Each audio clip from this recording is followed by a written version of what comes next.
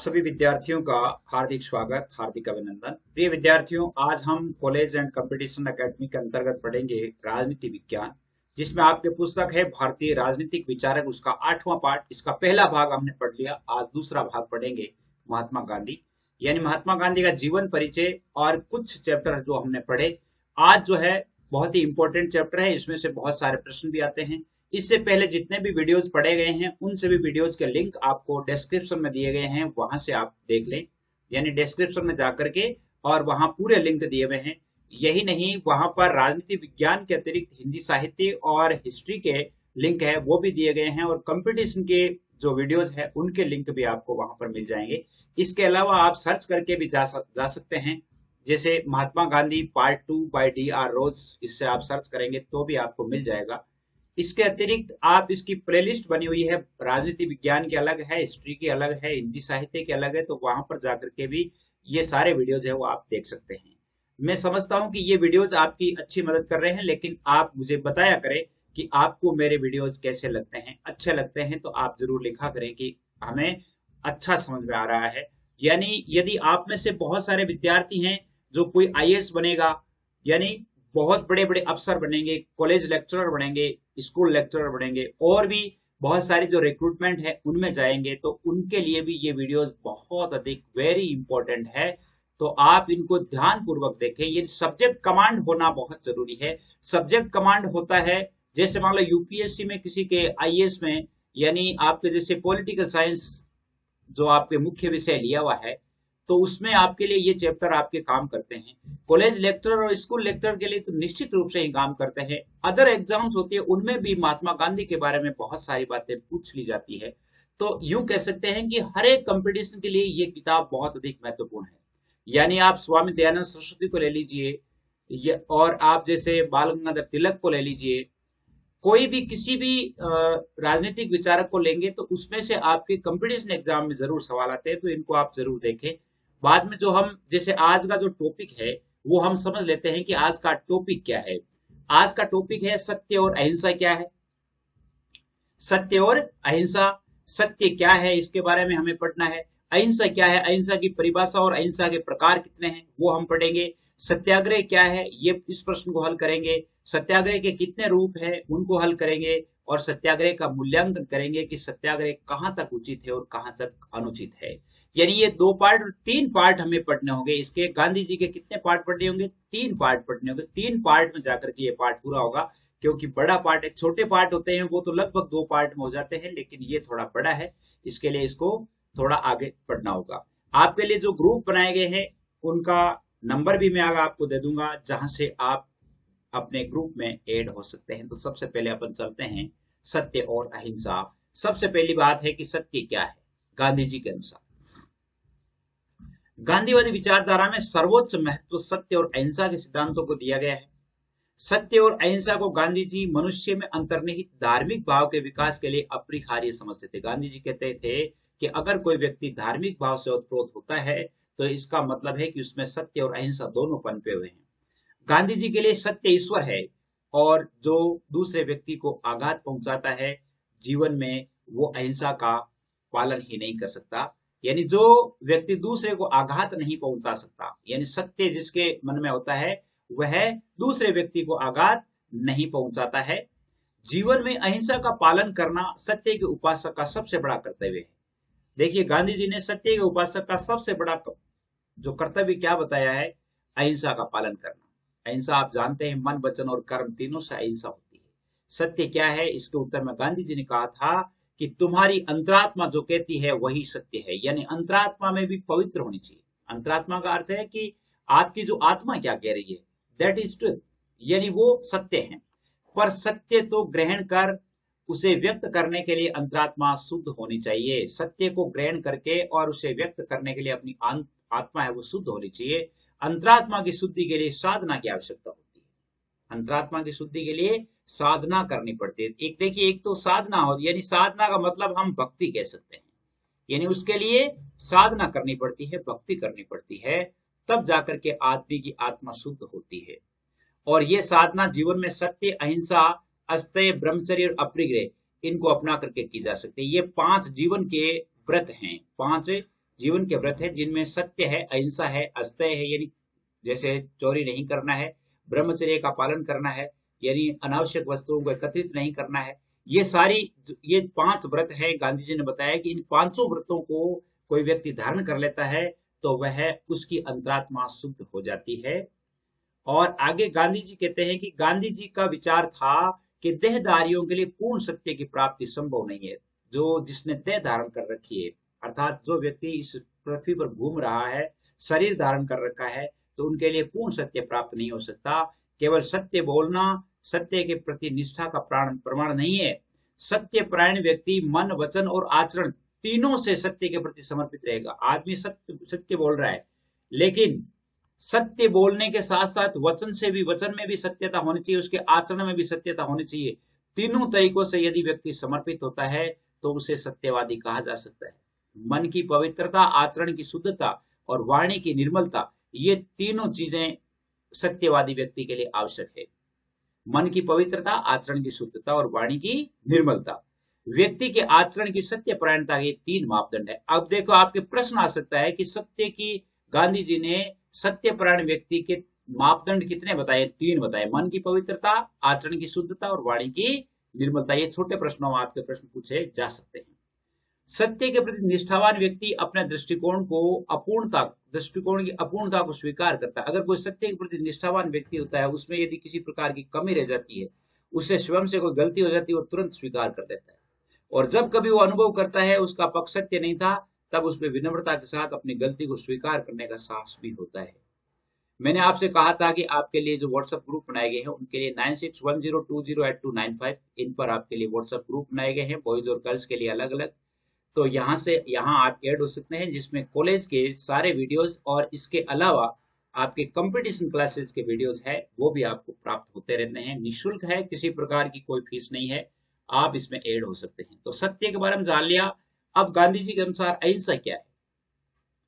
गांधी जी अहिंसा को मानव का प्राकृतिक गुण मानते थे। यानी गांधी जी ये कहते थे कि प्राकृतिक रूप से तो मानव अहिंसक है, हिंसक है ही नहीं। उनका विचार था कि मनुष्य स्वभाव से अहिंसा प्रिय है और परिस्थितियों के वश में होकर के वो हिंसावान बनता है। जब उसकी परिस्थितियां उसे घेर लेती है, तब वह स्वयं का बचाव करने के लिए वो हिंसा का मार्ग चुनता है। मनुष्य की अहिंसक वृत्ति का ही परिणाम है कि आदिम काल का व्यक्ति जो परिस्थितिवश नरभक्षी के रूप में जीवन व्यतीत करता था, क्योंकि आदिम काल में हम सुनते हैं कि आदिम काल में मानव जानवरों को खाता था, तो वो उनकी परिस्थितियां थी, परिस्थितियां होने से वो नरभक्षी बना था। और आज का सभ्य और सुसंस्कृत प्राणी ऐसा नहीं करता है। मानव समाज के विकास के लिए यह इतिहास बताता है कि मनुष्य मूल रूप से अहिंसा प्रिय है। मानव का जो समाज का जो इतिहास है, वो ये कहता है कि मनुष्य क्या है? अहिंसा प्रिय है। और उसकी इस अहिंसक वृत्ति के कारण ही मानव जाति निरंतर बढ़ती जा रही है। अहिंसा को मानव जीवन का सर्वोच्च नियम बताते हुए गांधी जी का मत है कि अहिंसा के आधार पर ही एक व्यवस्थित समाज की स्थापना और मानव जीवन की उन्नति संभव है। यानी किस आधार पर या किस विकल्प के आधार पर एक व्यवस्थित समाज और मानव जीवन की उन्नति संभव है? तो वो क्या, किसके बल पर है? अहिंसा के बल पर है। इस प्रकार अब अहिंसा के बारे में गांधी जी के विचार देख लीजिए। गांधी जी ने अहिंसा के बारे में क्या विचार रखे? सबसे पहले कहते हैं कि अहिंसा मानव जीवन की महानतम शक्ति है। गांधीवाद की मूल धारणा है। गांधीवाद की मूल धारणा क्या है? अहिंसा मानव जाति के पास उपलब्ध एक महानतम शक्ति है, एक जीवंत शक्ति है और पूरा संसार इस शक्ति द्वारा नियंत्रित और संचालित है। गांधीवाद की मूल धारणा अहिंसा के बारे में यह है कि अहिंसा मानवीय जीवन की स्वाभाविक प्रवृत्ति है। स्वाभाविक प्रवृत्ति मतलब है कि आदमी स्वभाव से तो अहिंसक है। गांधी जी का विचार है कि हिंसा नहीं वरन अहिंसा ही मानवीय जीवन की स्वाभाविक प्रवृत्ति है। यानी स्वाभाविक रूप से मानव जो है वो हिंसा करता ही नहीं है। आदमी अहिंसक होता है। अज्ञान, असत्य और क्रोध के वशीभूत होकर के व्यक्ति हिंसक आचरण को अपना सकता है। जब व्यक्ति में ज्ञान नहीं होता है और कोई व्यक्ति सत्य का सामना नहीं करता है, सत्य को नहीं अपनाता है और एक क्रोधी व्यक्ति है, क्रोध के वशीभूत होकर के और आदमी हिंसक आचरण अपना लेता है। लेकिन विवेक और चेतना के जागृत होने पर वह अहिंसा को अपना लेगा। यानी जब भी एक बार उसने हिंसा कर दी और हिंसा करने के बाद जब उसमें विवेक जागृत होता है, तो उसी पल वह अपने आप को का प्रायश्चित करना शुरू कर देता है। अहिंसा के बारे में गांधी जी दूसरी बात कहते हैं कि अहिंसा हिंसा की तुलना में अधिक प्रभावकारी है। अहिंसा जो है वो हिंसा की तुलना में ज्यादा प्रभावशाली है। कैसे? गांधी जी का ये दृढ़ विश्वास था कि अहिंसा हिंसा की तुलना में नैतिक और व्यवहारिक है, दोनों ही दृष्टियों से प्रभावशाली है। हिंसा से कोई समस्या हल नहीं होती, केवल प्रतिहिंसा को जन्म देती। यदि एक आदमी किसी को मारता है तो उससे विरोध हो जाता है और वो दूसरा आदमी उसे मारने के लिए घात में रहता है, जिसका मतलब हिंसा से किसी समस्या का हल नहीं होता और उसका हल है वो अहिंसा विरोधी के मन मस्तिष्क पर स्थायी विजय दिलाने में समर्थ। अहिंसा जो होती है, अगर मान लो एक आदमी आपका विरोध करता है और आप अहिंसक तरीके से विनम्र भाव से यदि उसके सामने प्रस्तुत होते हैं तो उसका क्रोध भी समाप्त हो जाता है। अगला है अहिंसा की सफलता सुनिश्चित है। अगर मान लो अहिंसक होता है कोई आदमी तो उसकी सफलता सुनिश्चित है। अहिंसक मार्ग को अपनाकर सरलता से सफलता प्राप्त करने में समय लग सकता है। अहिंसक मार्ग को अपना करके हमें अगर मान लो समय लग सकता है लेकिन सफलता सुनिश्चित है। अहिंसक को क्या है कि समय लग सकता है। गांधी जी के अनुसार अहिंसा एक ऐसा अस्त्र है जिसे कोई भी भौतिक बल झुका नहीं सकता और अहिंसा की शक्ति को संख्या या मात्रा की सीमा में नहीं बांधा जा सकता। अहिंसा की कोई संख्या या मात्रा नहीं होती है, अहिंसा का नाप भी नहीं है। ऐसा एक प्रश्न आपके आ सकता है कि गांधी जी के अनुसार अहिंसा से क्या आशय है? गांधी जी के अनुसार अहिंसा से क्या आशय है? गांधी जी के अनुसार अहिंसा का अर्थ केवल हत्या करना नहीं है, वरन अहिंसा से तात्पर्य अन्य किसी प्रकार से भी अपने विरोधी को कष्ट नहीं पहुंचाना है। अगर आपका कोई दुश्मन है तो उसे यदि आप कष्ट पहुंचा करके उसे जीतते हैं तो गांधी जी कहते हैं वो हिंसा है। 9 मार्च 1930 को यंग इंडिया के अंक में गांधी जी ने यह लिखा था कि पूर्ण अहिंसा सभी प्राणियों के प्रति दुर्भावना के अभाव का नाम है। सभी प्राणियों के प्रति जो दुर्भावना है हमारे मन में और वो त्याग देते हैं हम, तो इसका मतलब है कि वो व्यक्ति अहिंसक हो गया है। इस प्रकार उनके द्वारा मनसा वाचा कर्मणा अहिंसा का प्रतिपादन किया गया है। अनेक मनुष्यों द्वारा भ्रमवश अहिंसा का आशय यह समझ लिया जाता है कि बुराई को न रोकना या बुराई के सामने झुक जाना ही अहिंसा है। यानी जैसे मान लो कोई आदमी गलत कर रहा है और उस गलत पर हम कोई कमेंट नहीं करते हैं, खड़े खड़े देख रहे हैं, तो इसका मतलब हम अहिंसक नहीं हो सकते। इसका मतलब ये हो सकता है कि या तो हम डरपोक हैं और या हम उसे हिंसा में साथ देने वाले हैं। लेकिन अहिंसा किसी भी रूप में और किसी भी परिस्थिति में बुराई या अत्याचार को सहन करने या उसका सम्मुख समर्पण करने का आदेश नहीं देती है। लेकिन अहिंसा कहती है कि कभी भी व्यक्ति को हिंसा के सामने झुकना नहीं चाहिए और अहिंसक व्यक्ति अंत में सफलता प्राप्त करता है। स्वयं गांधी जी क्या कहते हैं? वो कहते हैं कि अहिंसा का तात्पर्य अत्याचारी के प्रति नम्रतापूर्ण समर्पण नहीं है, वरन इसका तात्पर्य अत्याचारी इच्छा का आत्मिक बल के आधार पर प्रतिरोध करना है। यानी हम कह सकते हैं कि अत्याचारी के प्रति नम्रतापूर्ण समर्पण नहीं है। यदि मान लो एक आदमी अत्याचारी है और एक दूसरा आदमी आकर के उसके पैरों में गिर जाता है और वो उसे माफ कर देता है, तो इसका मतलब वो हम अहिंसा नहीं कह सकते। अहिंसा का मतलब है आत्मिक बल के आधार पर, यानी आत्मिक बल के आधार पर उसमें ये इस प्रकार का बल आ जाना कि वो फिर जीवन में कभी हिंसा करे नहीं। इसके बाद में गांधी जी लिखते हैं कि महात्मा गांधी का दृढ़ विश्वास था कि मनुष्य और समाज की स्थिति में रक्तपूर्ण क्रांति के आधार पर नहीं वरन अहिंसात्मक पद्धति के आधार पर ही सुधार संभव है। यानी गांधी जी को यह पूरा विश्वास था कि अगर मनुष्य यदि अपने समाज के में सुधार करना चाहता है तो उसके लिए अहिंसात्मक पद्धति को अपनाना होगा। और गांधी जी अहिंसा से आध्यात्मिक बल पाते थे। उनका विश्वास था कि अहिंसा में कठोर हृदय को पिघलाने की शक्ति होती है। अहिंसा आत्मिक बल की प्रतीक होती है जिसके विरोध में भौतिक बल चाहे कुछ समय के लिए विजयी हो जाए किंतु अंततः उसे पराजित होना ही पड़ेगा। यानी जैसे मान लो हम ये देख सकते हैं कि भाई जैसे भौतिक बल वाला व्यक्ति कुछ समय के लिए यानी सत्यवादी को या अहिंसक को पराजित कर सकता है, लेकिन अंततः विजय किसकी होती है? अंततः विजय है वो अहिंसक की ही होती है। गांधी जी की मान्यता है कि अहिंसा का विचार कोई जड़ बुद्धि सिद्धांत नहीं है या जड़ सिद्धांत नहीं है, अपितु ये गतिशील और नैतिक आस्था है। गांधी जी के लिए अहिंसा आस्था और निष्ठा का विषय है। किसका विषय है? अहिंसा, आस्था और निष्ठा का। गांधी जी का अहिंसा में दृढ़ विश्वास था और उन्होंने अहिंसा की निम्नलिखित 3 अवस्थाएं बताई है। अब देखते हैं ये अवस्थाएं। गांधी जी ने अहिंसा का पहला जो रूप बताया है वो कौन सा रूप बताया है? पहला रूप बताया है जागृत अहिंसा। क्या नाम बताया है? जागृत अहिंसा। यानी जागृत अहिंसा है वो अहिंसा का सर्वोत्कृष्ट रूप है, और ये साधन संपन्न और बहादुर व्यक्तियों की अहिंसा है। अब जैसे मान लो आपके छोटा प्रश्न इसमें आ सकता है कि गांधी जी के अनुसार बहादुर व्यक्तियों की अहिंसा कौन सी है, तो वो कौन सी अहिंसा हो जाती है? जागृत अहिंसा हो जाती है। और जागृत अहिंसा से पूर्ण व्यक्ति में प्रहार करने की क्षमता है। जागृत अहिंसा को हम कैसे समझ सकते हैं? यानी प्रहार करने की, अपन देखिए इसको सरल भाषा में इस प्रकार समझते हैं, एक बार इसको पढ़ लेते हैं। किंतु वह इसका इच्छुक नहीं होता, अहिंसा के इस रूप में ही असंभव को संभव में बदलने और पहाड़ों को हिला देने की अपार शक्ति नीति। अहिंसा, जागृत अहिंसा को इस प्रकार समझ सकते हैं, एक आदमी बहुत बड़ा बलवान है, और यानी यूं कह सकते हैं कि तन, मन और धन तीनों तरीकों से वो संपन्न है, और वह व्यक्ति किसी को माफ कर देता है, किसी की गलतियां माफ कर देता है।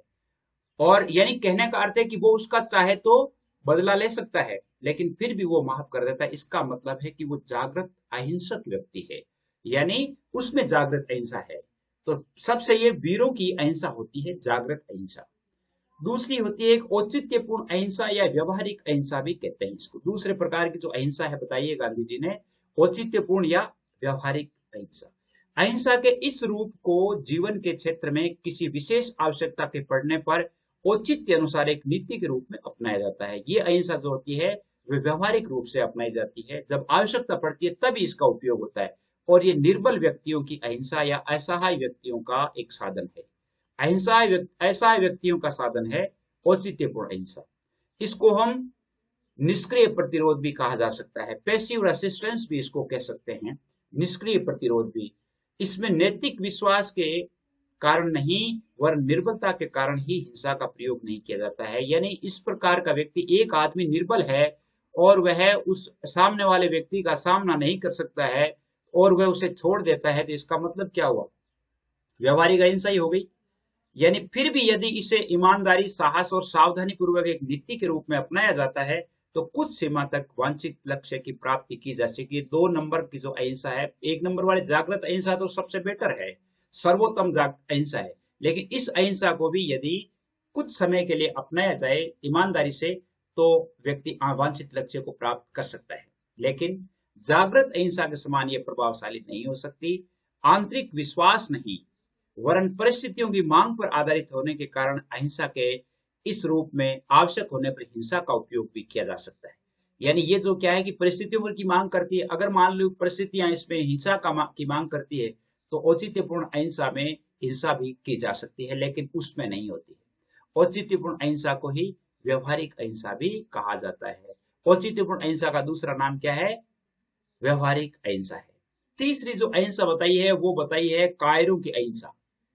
गांधी जी ने तीसरा जो नाम दिया है, कायरों की अहिंसा या भीरुओं की अहिंसा। कई बार डरपोक और कायर व्यक्ति भी अहिंसा का दम भरते हैं। वो कहते हैं कि मैं मार दूंगा, यानी मैं ऐसा कर सकता हूं लेकिन आपको करता नहीं हूं। वो कायरों की भाषा होती है, किंतु उनकी इस प्रवृत्ति को अहिंसा नहीं वरन अहिंसक नहीं वरन डरपोक और कायर व्यक्तियों की निष्क्रिय हिंसा कही जानी चाहिए। एक डरपोक संकट का सामना करने की क्षमता नहीं होती और उससे डर करके भाग जाता है, जो नितांत अमानवीय, अप्राकृतिक और असम्मानजनक होता है। गांधी जी कहते हैं कि कायरता और अहिंसा पानी और आग के समान होती है। कायरता और अहिंसा दोनों किसके समान है? पानी और आग के समान है, जो एक साथ कभी भी नहीं रह सकते। जहां पानी है वहां आग नहीं रह सकती, जहां आग है वहां पानी नहीं रह सकता, और अंततः जीत किसकी हो जाती है? पानी की ही हो जाती है। अहिंसा वीरों का आभूषण है, वीरों का धर्म है, और अपनी कायरता को अहिंसा की ओट में छिपाना निंदनीय और घृणित है। यदि कायरता और हिंसा में से किसी एक का चुनाव करना हो, तो गांधी जी कहते हैं कि मैं हिंसा को स्वीकार करूंगा। गांधी जी कहते हैं कि कायरता और हिंसा में से यदि दोनों में से एक का चुनाव करना हो, तो मैं किसको चुनूंगा? हिंसा को चुनूंगा। गांधी जी के अनुसार अहिंसा सामाजिक और राजनीतिक परिस्थितियों से उबरने का महत्वपूर्ण हथियार है। कैसे? ये प्रश्न देखिए बहुत बार आता है, वेरी इंपॉर्टेंट क्वेश्चन है ये। गांधी जी के अनुसार अहिंसा केवल व्यक्ति का सद्गुण नहीं, वरन सामाजिक जीवन और राजनीतिक व्यवस्था का भी विश्वसनीय आधार है। महात्मा गांधी ने इस बात पर बल दिया है कि अहिंसा न केवल सामाजिक और राजनीतिक जीवन की विकृतियों को दूर करने में सक्षम है, बल्कि एक श्रेष्ठ सामाजिक और राजनीतिक व्यवस्था का मूल आधार भी अहिंसा हो सकती है। यानी महात्मा गांधी कहते हैं कि अहिंसा सामाजिक और राजनीतिक जीवन कोई विकृतियां आ रही है उनको दूर करने में नहीं, बल्कि ये हमारी राजनीतिक और सामाजिक व्यवस्था को श्रेष्ठतर बना सकती है, श्रेष्ठ व्यवस्था कर सकती है। अहिंसा सामाजिक जीवन और राष्ट्र के सामूहिक जीवन का सर्वोच्च धर्म है। यह सामाजिक राजनीतिक आचरण और व्यवस्था की प्रेरक और मूलभूत शक्ति होती है। इसके बाद है छठा प्रश्न है कि सत्याग्रह क्या है। अहिंसा के बारे में आपने पढ़ लिया, सत्याग्रह क्या है समझाइए। गांधी जी की सत्य और अहिंसा, साध्य और साधना की श्रेष्ठता तथा व्यक्ति की नैतिक पवित्रता में दृढ़ आस्था थी और अपने इन्हीं विश्वासों के आधार पर उन्होंने बुराई के प्रतिरोध में एक नवीन मार्ग का आविष्कार किया था जिसे सत्याग्रह का नाम दिया गया। यानी वो सत्याग्रह, ये गांधी जी सत्य और अहिंसा के पुजारी थे, साध्य और साधन की वो श्रेष्ठता मानते थे, इसी के साथ साथ वो व्यक्ति में नैतिक पवित्रता में भी उनकी विश्वास में आस्था थी। अब इन तीनों चीजों को लेकर के और उन्होंने एक नया मार्ग अपनाया था जिसे उन्होंने उसका नाम दिया था सत्याग्रह। और सत्याग्रह की परिभाषा देते हुए गांधी जी स्वयं कहते हैं कि अपने विरोधियों को दुखी बनाने के बजाय स्वयं अपने पर दुख डाल करके सत्य की विजय प्राप्त करना ही सत्याग्रह है। अपने विरोधियों को दुखी नहीं बनाना है, उस दुख को स्वयं यानी ले लेना है अपने ऊपर लेकर के और उनका हृदय परिवर्तन करना। अगला जो अपना विरोधी है उस विरोधी का हृदय परिवर्तन करना, ये बड़ा सत्याग्रह है। और सत्याग्रह शक्तिशाली और वीर मनुष्य का शस्त्र है। इन्हें सत्याग्रह हर कोई व्यक्ति नहीं कर सकता। यूं अपन कह सकते हैं, देख सकते हैं, जैसे अपने सामने वाला अपने ऊपर वार करता है, अपने ऊपर वार करता है और वह उसे माफ करता जाता है, जबकि वो सबल है, यानी वो योग्य है, जबकि वो उसे उसका बदला ले सकता है, फिर भी वो उसे माफ करता जाता है। तो ये सबसे बड़ा वीर मनुष्य का शस्त्र ही हुआ ना। एक सत्याग्रही अपने प्रतिद्वंदी से आध्यात्मिक संबंध स्थापित कर लेता है। वो ये सोचता है कि यह व्यक्ति जब गलत कर रहा है तो इसका मतलब है कि यह व्यक्ति अनजान है। यह व्यक्ति क्या है? अनजान है। अपन ईसा मसीह के बारे में पढ़ते हैं, जब उन्हें फांसी दी गई तब उन्होंने क्या कहा था कि हे ईश्वर, इनको माफ कर देना, क्योंकि उन्हें ये पता ही नहीं कि ये क्या काम करने जा रहे हैं, इसलिए इनका कोई दोष नहीं है। तो इसका अर्थ है कि जो व्यक्ति नादान है, जो समझता नहीं है, तो अहिंसक व्यक्ति जो होता है, जो व्यक्ति सत्यवादी होता है, वह क्या कहता है? वो ये करता है, सत्याग्रही क्या करता है कि उसके साथ अपना एक आध्यात्मिक संबंध स्थापित कर लेता है और उसमें एक ऐसा विश्वास उत्पन्न कर देता है कि वह बिना अपने को नुकसान पहुंचाए उनको नुकसान नहीं पहुंचा सकता। यानी अगले व्यक्ति को पूरा विश्वास हो जाता है कि जब तक हम इसको नुकसान नहीं पहुंचाएंगे तब तक ये हमारा कोई नुकसान नहीं करेगा। अब एक प्रश्न ये आता है कि निष्क्रिय प्रतिरोध और सत्याग्रह में क्या अंतर है? निष्क्रिय प्रतिरोध, पहले सबसे पहले उन्होंने जब सत्याग्रह का नाम रखने की बात आई थी तो इसमें एक नाम ये पैसिव रेसिस्टेंस का भी आया था, ये निष्क्रिय प्रतिरोध भी आया था। लेकिन निष्क्रिय प्रतिरोध भी फिर गांधी जी ने अच्छा नहीं समझा और फिर अंत में धीरे धीरे क्या है कि इसका नाम है वो सत्याग्रह रखा गया। और इसमें क्या अंतर है? देखिए, मूलभूत अंतर है, सत्याग्रह के अंतर्गत अहिंसा के सिद्धांत को नीति के रूप में नहीं वरन आदर्श के रूप में अपनाया जाता है। पहली बात, सत्याग्रह के अंतर्गत क्या होता है? अहिंसा का जो सिद्धांत है वो नीति के रूप में नहीं है, आदर्श के रूप में है। इस कारण सत्याग्रही किसी भी स्थिति में अहिंसा का त्याग और हिंसा का प्रयोग नहीं कर सकता। अहिंसक जो होता है, सत्याग्रही जो है, कभी भी वो हिंसा नहीं कर सकता और वो अहिंसा को त्याग नहीं सकता। किंतु निष्क्रिय प्रतिरोध में अपनी निर्बलता के कारण नीति के रूप में अहिंसा का पालन किया जाता है। लेकिन निष्क्रिय प्रतिरोध में क्या होता है कि जब व्यक्ति उसका सामना नहीं कर पाता है तो वह अहिंसक बन जाता है और जो ही वह अपने आप को उससे मुकाबला करने के योग्य समझता है तो वह अगले पर वार कर देता है, तो उसे निष्क्रिय प्रतिरोध कहा जाता है। दूसरी बात है, निष्क्रिय प्रतिरोध में शत्रु को परेशान करने की भावना पर बल दिया जाता है, किंतु सत्याग्रह में शत्रु के प्रति कोई दुर्भावना नहीं होती। सत्याग्रही स्वयं ही अधिकतम कष्ट झेलता है। देखिए कितनी बड़ी बात है।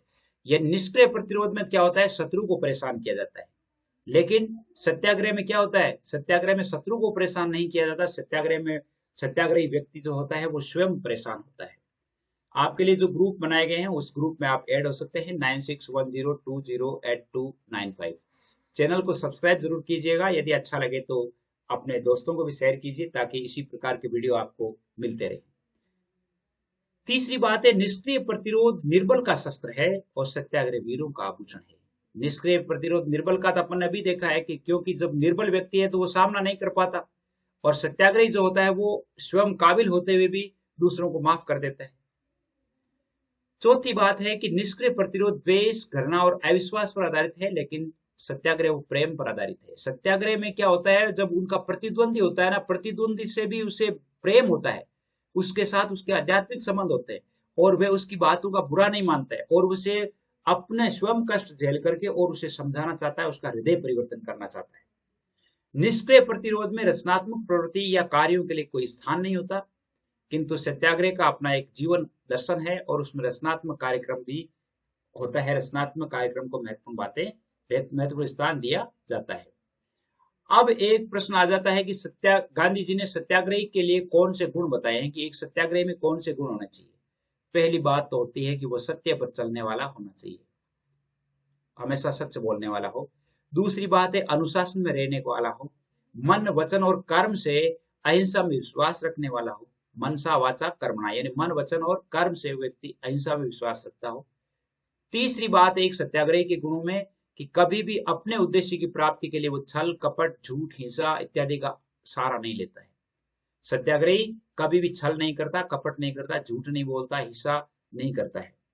और चौथी बात है इसकी कि वह अपनी कमजोरियों और भूलों को छिपाने के बजाय उन्हें जो खुले रूप में स्वीकार करने के लिए तत्पर रहता है। यदि उस स्वयं से कोई गलती हो गई है तो सबके सामने वह गलती स्वीकार कर लेता है और उन लोगों से माफी मांग लेता है। ये सत्याग्रही के सबसे बड़े गुण होते हैं।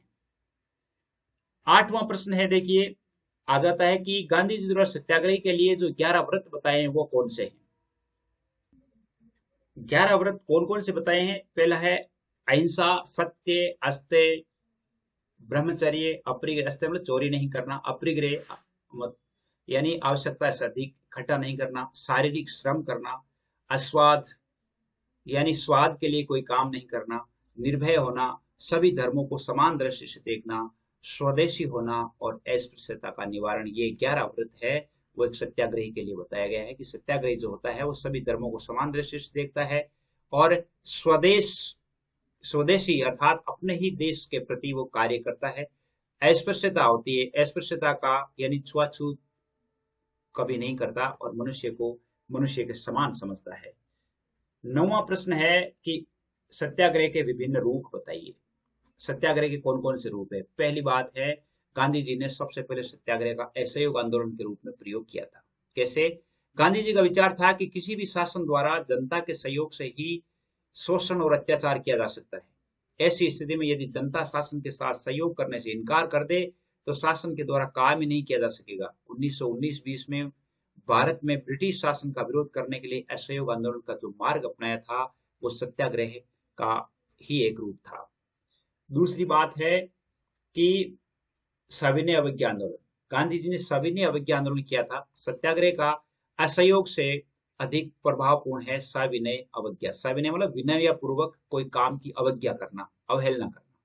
सविनय अवज्ञा का तात्पर्य है अहिंसक और विनयपूर्ण तरीके से कानून की अवज्ञा करना, कानून की अवहेलना करना, जिसमें कोई हिंसा नहीं होनी चाहिए। और सविनय अवज्ञा का प्रयोग जनसाधारण द्वारा नहीं, कुछ चुने हुए विशेष व्यक्तियों द्वारा किया जाना चाहिए ताकि कानूनों की ये अवज्ञा हिंसक रूप ग्रहण नहीं कर ले। यानी जैसे मान लो आम जन के द्वारा यदि इस प्रकार किया जाएगा तो आम जन जो है वो हिंसा पर भी उतर सकता है। सन 1931 में नमक आंदोलन के रूप में महात्मा जी द्वारा इस शस्त्र का उपयोग किया गया था। अहिंसा के रूप में हिजरत या प्रवचन भी कहते हैं। सत्याग्रह का एक रूप है हिजरत, जिसका अर्थ होता है स्थायी निवास स्थान स्वैच्छिक परित्याग। हिजरत का मतलब होता है प्रवर्जन, मतलब वो स्थान छोड़ करके कहीं चले जाना। ऐसे व्यक्ति जो अपने आप को पीड़ित अनुभव करते हो, आत्मसम्मान रखते हो, उस स्थान में नहीं रह सकते हो, अपनी रक्षा के लिए हिंसक शक्ति नहीं रखते हो, उनके द्वारा हिजरत का प्रयोग किया जा सकता है। 1918 में गांधी जी ने एक तो बारदोली में, 1939 में विठलगढ़ में और लिंबड़ी की जनता को गांधी जी के द्वारा हिजरत का सुझाव दिया था। यानी वहां पर जब अत्यधिक रक्तपात होने लगा, जनता जो है उनका सामना नहीं कर पा रही थी, तब उन्होंने कहा कि आपको अपना स्थान परिवर्तन कर लेना चाहिए। चौथी बात है अनशन। सत्याग्रह का एक रूप है अनशन। गांधी जी इसे अत्यधिक उग्र अस्त्र समझते थे। गांधी जी कहते हैं कि ये बहुत बड़ा उग्र अस्त्र है, ये तो अपनाने के लिए कई परिस्थितियां चाहिए।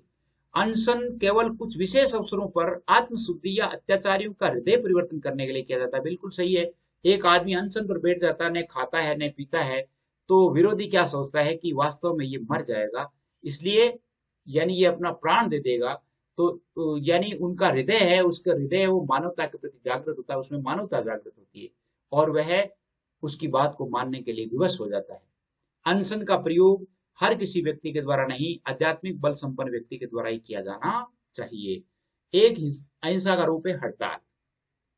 सत्याग्रह का एक अन्य रूप है हड़ताल, किंतु हड़ताल आत्मशुद्धि के लिए किया जाने वाला एक स्वैच्छिक प्रयत्न है जिसका लक्ष्य स्वयं कष्ट सहन करते हुए विरोधी के हृदय में परिवर्तन करना है। यानी हड़ताल का अर्थ दूसरों को परेशान करना नहीं है।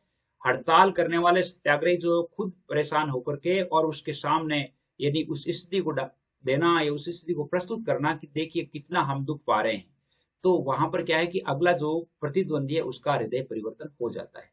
गांधी जी के अनुसार हड़ताल करने वाले व्यक्तियों को की मांगे नितांत स्पष्ट और उचित होनी चाहिए। हड़ताल करने वाले व्यक्ति जो हड़ताल इसीलिए की जाती है कि कोई ना कोई मांग होती है, लेकिन मांग है वो उचित होनी चाहिए, जनहित में होनी चाहिए। अब देखिए सत्याग्रह का मूल्यांकन, सत्याग्रह कैसा है। सत्याग्रह की आलोचना देख लीजिए। सबसे पहले सत्याग्रह अहिंसा की धारणा के अनुकूल नहीं है। पहली आलोचना यह है, सत्याग्रह का सिद्धांत अहिंसा की धारणा के अनुकूल नहीं है। आलोचक इस प्रकार कहते हैं कि सत्याग्रह से उन व्यक्तियों को निश्चित रूप से मानसिक और अनेक बार शारीरिक कष्ट भी पहुंचता है जिनके विरुद्ध इनका व्यवहार किया जाता है। ऑर्थर मूर ने इसे मानसिक हिंसा कहा है। क्या कहा है? यानी सत्याग्रह को क्या कहा है? मानसिक हिंसा, ऑर्थर मूर ने। और आलोचकों के द्वारा सत्याग्रह के एक रूप उपवास को आतंकवाद और राजनीतिक दबाव की संज्ञा भी दी है। यानी कुछ जो आलोचक है वो सत्याग्रह के तहत जो उपवास किया गया है, व्रत जो रखा गया है, उसको लोग कहते हैं कि ये आतंकवाद और एक राजनीतिक दबाव है, जिसमें राजनीतिक दबाव में लेकर के और अपनी मांगे मनवाने का तरीका है। दूसरी बात है, सत्याग्रह का प्रयोग सभी परिस्थितियों में संभव नहीं है। आलोचकों के अनुसार प्रत्येक स्थिति में, प्रत्येक जगह, प्रत्येक प्रकार के लोगों के साथ सत्याग्रह का सफलतापूर्वक प्रयोग नहीं किया जा सकता।